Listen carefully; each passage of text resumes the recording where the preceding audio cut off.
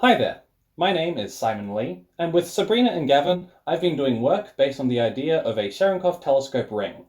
This would be a network of imaging air Cherenkov telescopes, or IACTs, based all around the world using pre-existing and new sites to provide full sky coverage for observing GeV and TeV gamma rays. A site in Australia would help fill in the current coverage gap in the Southern Hemisphere.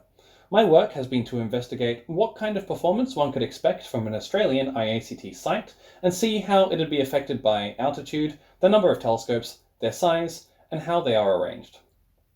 The motivation behind the Cherenkov telescope ring is to improve our ability to follow up on observations of transient phenomena and to observe sources continuously as their visibility passes from telescope to telescope. AGN flares seen in other wavelengths could trigger instantaneous follow-up in TeV energies at any time. Multi-messenger studies could be assisted, following up on neutrino and gravitational wave detections. Uninterrupted observations of sources across days would allow for better time-dependent spectral energy distributions, and an increased chance of seeing orphan gamma-ray flares. To compare the performance of different setups, simulations of extensive air showers from gamma rays and cosmic ray protons were made. These were fed into telescope simulations based on the designs from the Cherenkov telescope array of both the 4-meter small-size telescope, or SST, and the 12-meter medium-sized telescope, or MST.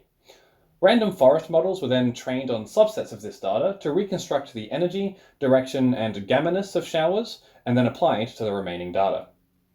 Here are some performance results. Sites were tested at both 0 meters and 1,000 meters above sea level, as Australia has a limited selection of high altitude sites available.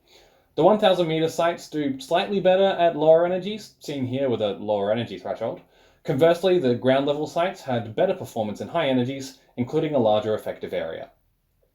Wider distances between telescopes showed noticeably better angular resolution. A modest improvement was seen with 2 telescopes increasing from 80 to 277 meters apart, and we saw twice the resolution for setups of 3 to 4 telescopes arranged in a triangle when doubling the baseline from 139 meters up to 277.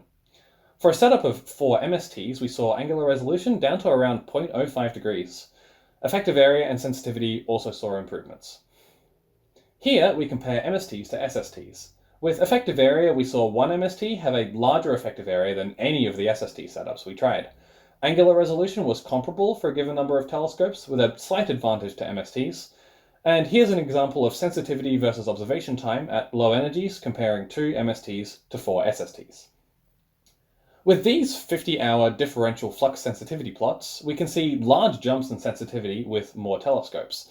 And as expected, all the different MST setups extend to much lower energies than the SSTs, but perform about equally at the very highest energies for an equivalent number of telescopes. Below 10 TeV, we saw one MST having equal or better performance than 2 SSTs, and 2 MSTs having equal or better performance than 4 SSTs.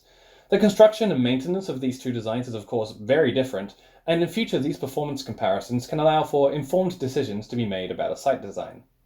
In summary, an imaging air Cherenkov telescope site in Australia would help contribute to the study of transient and variable astronomical phenomena in the very high energy regime.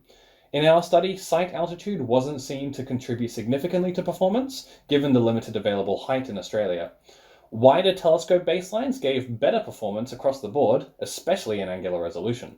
Large performance jumps were seen with more telescopes, and we can now make performance comparisons between different numbers of MSTs and SSTs. Thank you very much.